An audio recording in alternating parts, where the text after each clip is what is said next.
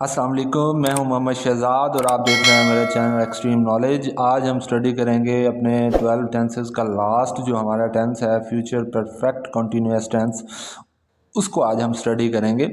Future perfect continuous tense में आप उर्दू फ़िक्रे की जो पहचान कर सकते हैं वो ये होगी कि रहा होगा एंड पे, फ़िक्रे के एंड पे जो है उर्दू फ़िक्रे के एंड पे रहा होगा, रही होगी, रहे होंगे वगैरह आएगा। लेकिन उसके साथ मोस्ट इम्पॉर्टेंटली जो आपका है वो वक्त का तयन भी उसके साथ होगा, यानी वक्त भी उसके साथ दे रहा होगा फ़िक्रे के शुरू में। फॉर एग्ज़ाम्पल जैसे असलम 2 घंटों से, ये 2 घंटे जो हैं वो वक्त का तयन है। अगर तो ये फ़िक्रा यूँ होता कि असलम पतंग उड़ा रहा होगा, तो ये सिंपल फ्यूचर कंटिन्यूअस टेंस है और उसकी पहचान भी सेम होती है, रहा होगा, रही होगी, रहे होंगे।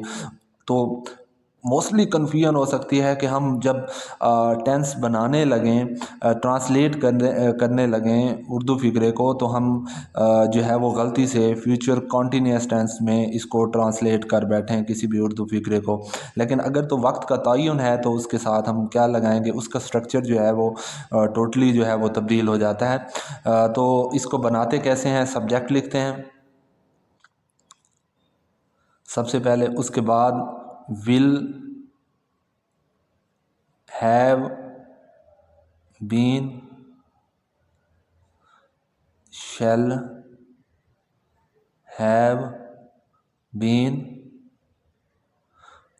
देन वर्ब की आईएनजी वाली फॉर्म, देन ऑब्जेक्ट, और उसके बाद क्या लिखेंगे आप, ऑब्जेक्ट लिखेंगे। जैसे अभी हमने पढ़ा था असलम 2 घंटों से पतंग उड़ा रहा होगा, ठीक है। सब्जेक्ट ये देखें यहाँ पे एक और बात जो है वो आप नोट कर लीजिए कि सब्जेक्ट अगर तो आई और वुई है तो उसके साथ शैल आएगा, ठीक है, शैल हैव बीन।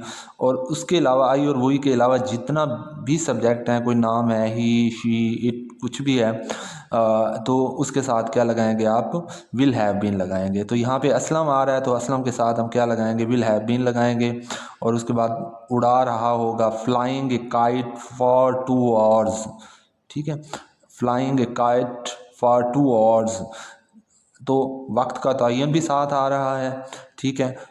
तो इसका मतलब ये है कि ये फ्यूचर परफेक्ट कंटिन्यूअस टेंस है।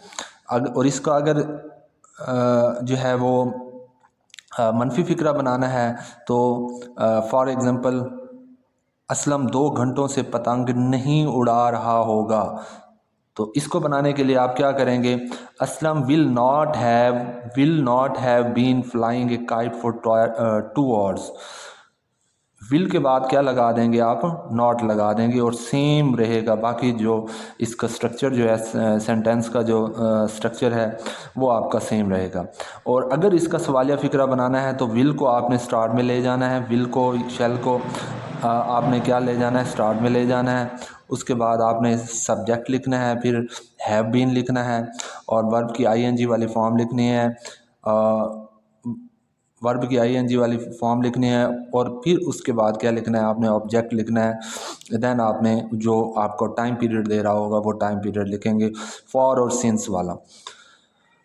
अच्छा, अब फॉर कहाँ लगाना है और सिंस कहाँ लगाना है। फॉर जो है वो आपने जो है वो पीरियड ऑफ टाइम, अगर नंबर ऑफ टाइम पीरियड दिया हुआ हो, जैसे 2 आवर्स है, 3 आवर्स है, ठीक है, 2 डेज़ है, 3 डेज़ है, तो इसके साथ आप क्या लगाएंगे, फॉर लगाएंगे। और अगर जो है वो स्टार्टिंग टाइम दे दे, जैसे दे दिया कि जनवरी, तो हम यहाँ पे लिखते सिंस जनवरी, ठीक है। अगर वो कह देता कि इतवार से, असलम इतवार से पतंग उड़ा रहा होगा, तो उसके लिए आप क्या लिखेंगे कि सिंस संडे। तो इस तरह से इसकी जो डिटेल जो वीडियो है वो मैंने अपने यूट्यूब चैनल पे बना के रखी हुई है, use of since and for. तो वो मैं कमेंट सेक्शन में उसका जो है वो लिंक जो है वो शेयर कर देता हूँ, वो आप स्टडी कर लेंगे, डिटेल वीडियो है। और इस टेंस से रिलेटेड अगर आपका कोई भी क्वेश्चन है तो वो भी आप कमेंट सेक्शन में मुझसे पूछ सकते हैं, मैं आपको उसका आंसर दूंगा। Feel free to contact. और अगर आपको ये वीडियो मेरी पसंद आई है तो काइंडली लाइक कर दीजिए, सब्सक्राइब कर लीजिए और बेल आइकन का बटन भी दबा दीजिए। Thank you so much. Allah हाफिज़।